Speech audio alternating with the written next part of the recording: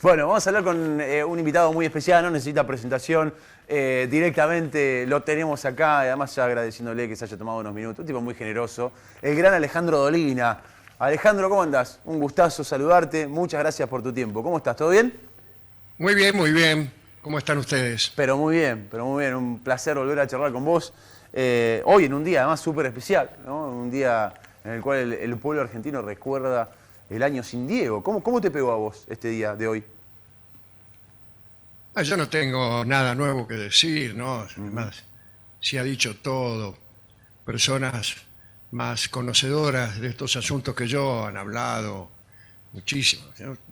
He sentido mucho dolor en su momento y recordar un dolor también es una manera de ingresar a otro territorio de dolor, ¿no? De manera que Uno piensa además habiendo perdido todos los argentinos una parte de nuestra historia, de nuestra cultura, etcétera. Yo siempre, ¿sabés qué? Me pregunto, más allá de que eso lo siente probablemente casi todo el pueblo argentino, si para aquellos que lo conocieron o que tuvieron algún tipo de relación con un tipo tan grande como Maradona, además es distinto.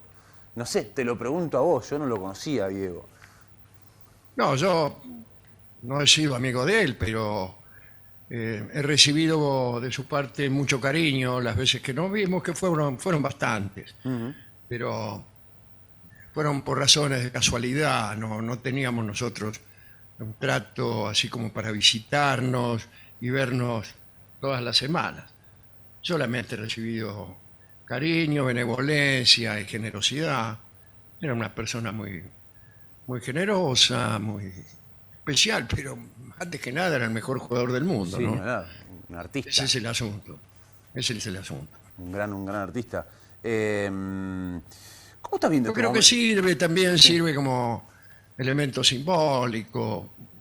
Yo pensé que iba a servir también como factor de unión una vez muerto, cuando uno se abraza con alguien llorando un muerto querido.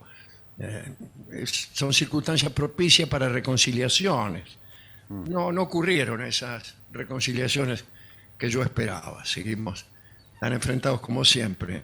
Pero siquiera en aquel momento, en aquellos días de dolor, eh, la grieta se surció con ese sufrimiento por un rato. Desaparece, ¿no? El fútbol tiene esa magia maravillosa también.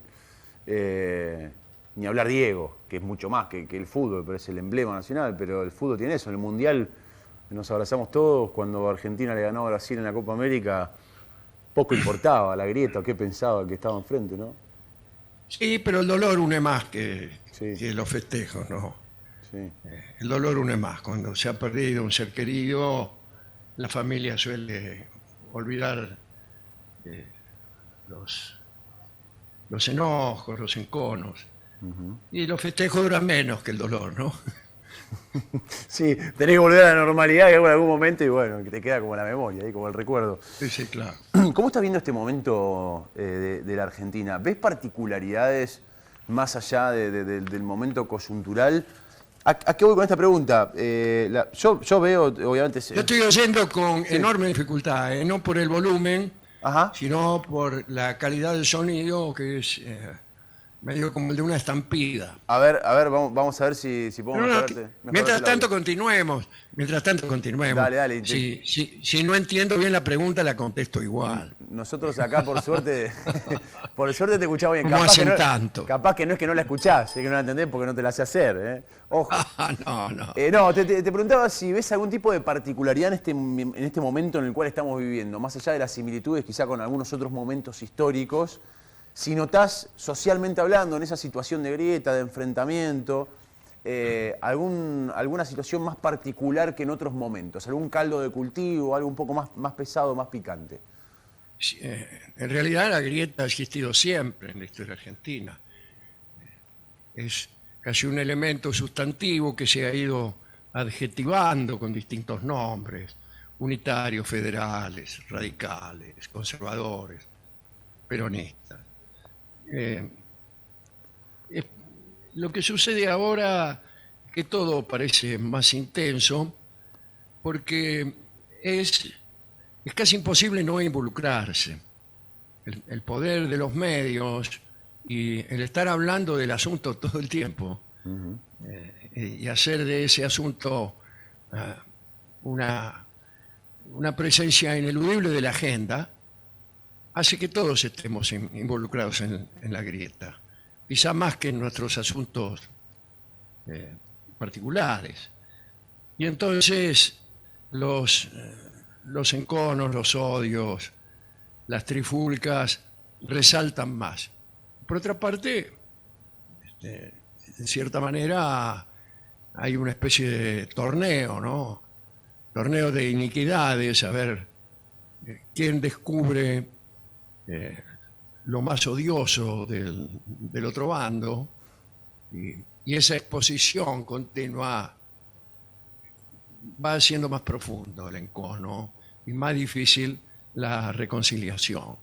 Ahí es donde tendríamos que tener un poco de cuidado, ¿no? Porque si nos damos cuenta, incluso mirando no muy atrás, mirando 7, 8, 9 años atrás, vamos a ver que existían los distintos bandos, más o menos con las mismas consignas y pensamientos de hoy. Pero no estamos todo el día peleando, no estamos todo el día en la labor de derrumbe del otro.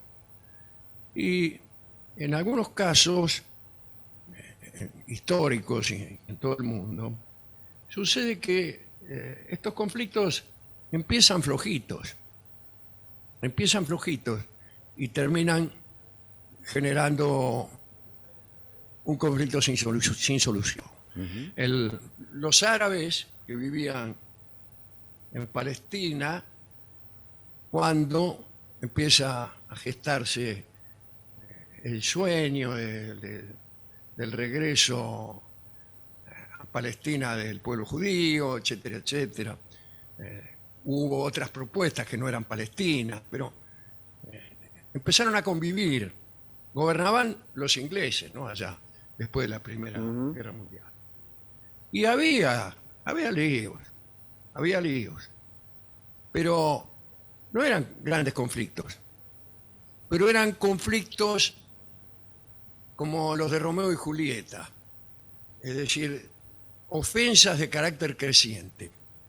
Y a una ofensa de tamaño 7 se contestaba con una de tamaño 8 y a esta 1,9. Y eso nunca se detuvo hasta que se llegó a un punto en que los caminos no se podían remontar. Y tal vez el problema palestino no tenga solución, o no hay una solución visible. Y sin embargo, en algún momento eran nada más que pequeños encontronazos, choques entre gente que no tenía mucha templanza. Bueno, estos choques entre gente que no tiene mucha templanza son peligrosos. No sea cosa que los argentinos, que hasta ahora hemos sido bastante prudentes con esta clase de conflicto, vengamos a agravarlo de tal modo que no se pueda resolver.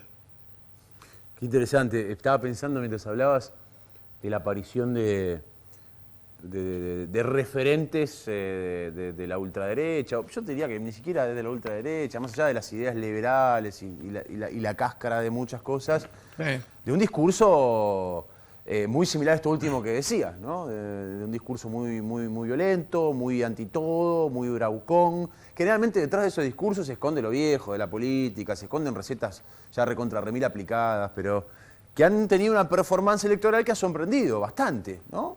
¿Te sorprendió vos esa performance electoral o no? Sí, es verdaderamente sorprendente, pero hay que decir que en el mundo la tendencia es esa, ¿eh? O sea, no es que el mundo ha iniciado una rotación hacia la izquierda o hacia la cesión de derechos, como ocurría, por ejemplo, en los años 60 y 70. Bueno, perdón que te interrumpa, Ale, pero si yo me pongo a pensar, no sé, en Vox, a mí, o sea, por más que no me guste la derecha, ni cerca, veo una derecha bastante más seria que Milei acá, ¿entendés? Es como muy raro el fenómeno argentino también. ¿Usted dice que en el mundo la derecha es más? más seria, digo, veo algunos movimientos. Es cierto esto que decís, digamos, se está viendo cómo van apareciendo movimientos de derecha, e inclusive hasta de extrema derecha. Veo movimientos mucho más serios que el argentino. Veo más un argentino votando por espasmo que por una idea de derecha, ¿no? No sé si vos ves algo similar. A mí me parece que tiene más de emotivo Claro. y de odioso que de ideológico.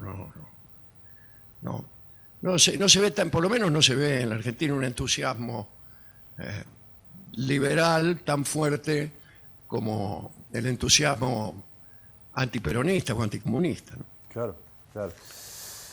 ¿Cómo anda? Sé que fue difícil para vos hacer tu show, tu programa durante la pandemia, la conectividad, la distancia y sobre todo un show que tenía eso, ¿no? Participación, vibración, teatro, radio, toda esa mezcla.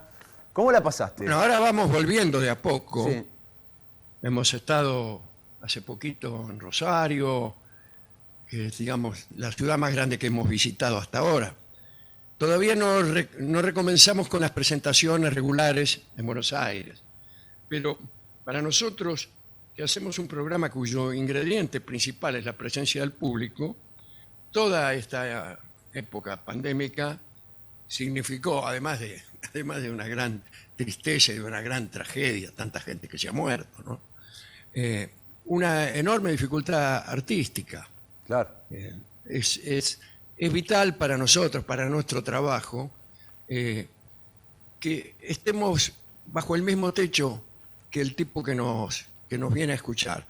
Es curioso que yo diga esto, siendo un programa de radio, pero ahora que estamos solos, le puedo decir que eso es mentira, que lo nuestro es un asunto teatral, que después se transmite por radio, puede ser, pero en realidad lo que hay es unos humildes artistas que necesitan que el público esté allí para verlos en acción. Y así funciona. Cuando no está el público, y peor todavía, cuando ni siquiera estamos nosotros.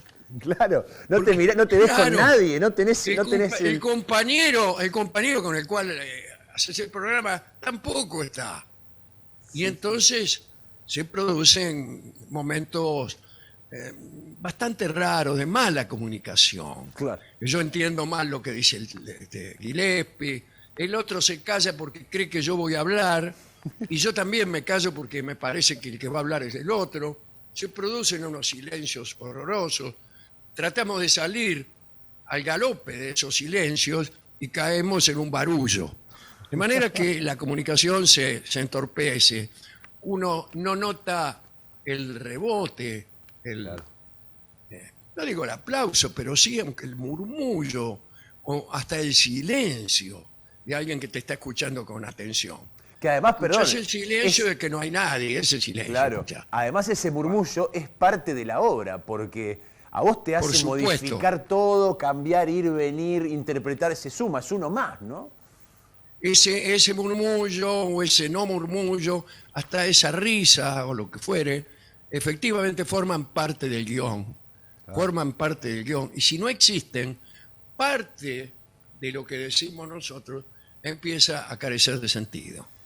Y ahí empiezan las dificultades. Por suerte, pudimos reconstruir un fluir de palabras y de comunicación, más o menos. Y te digo ahora, algo. por suerte también llega el momento del reencuentro, que es muy, Ojalá sea pronto. Y además es muy dichoso. Ya ha ocurrido y, bueno, todavía no es regular, no es que todos Claro. los días estemos con gente, pero tenemos mucha fe en que podemos lograr. mirá, vos sabés, como oyente tuyo, es muy loco lo que decías, ¿no? De la situación de la obra de teatro y de actores, etcétera. Y la radio, bueno, como el complemento, sin embargo, más en horarios de la noche. Todos sabemos lo que significa la radio a la noche. Te permite imaginar. Y uno inevitablemente se veía sentado en una de esas butacas. Y veía el escenario, y veía el piano, y lo veía Gillespie, y veía los movimientos, y el murmullo que aparecía de fondo, y alguna risa. Te daba la sensación de que te dabas vuelta para ver quién era el que se había reído. Claro, no, no, es que Te generaba eso hay desde otra el oyente. lectura. El programa es otro, si vos lo vas a ver. Claro, claro. No es el mismo que escuchás por radio, es Ni otro. hablar. Bueno, va a decir, pero usted tiene que hacerlo para... No, yo lo hago para el tipo que está ahí. Es muy difícil hacer la abstracción, es decir, bueno, a este que está sentado en la segunda fila no le hago caso porque tengo que pensar En el que está en la cama. Claro. Bueno, qué sé yo. qué sé yo. Sí, sí, ni Yo hablar, ni hablar. desde el punto de vista artístico, la única, digamos, ventaja que pude conseguir fue terminar el libro que acabo de publicar, que hacía 4 años que lo estaba escribiendo y no iba ni para atrás ni para adelante. Y, ese tiempo de más, penosamente sobrante, ¿no?, de la pandemia, pude utilizarlo en finalizar esa escritura que estaba muy atrasada. O sea, empecé a escribir en serio y dejé de inventar excusas para mis editores, que era todo lo que escribía. Todo lo que inventaba eran excusas para los tipos de Planeta. Bueno, aproveché ese tiempo para terminar lo que tenía que terminar y salió un libro, salió hace poco, ahí lo están vendiendo. ¿Se está vendiendo o no? ¿Cómo? ¿Se está vendiendo? Sí, se llama Notas al Pie. Notas al pie, bueno, ahí estamos por eso. Ale, gracias por tu tiempo, un genio, y un Bueno, tipo no, muy no. generoso, como siempre. Muchas gracias. Gracias a usted, les mando un cariño grande.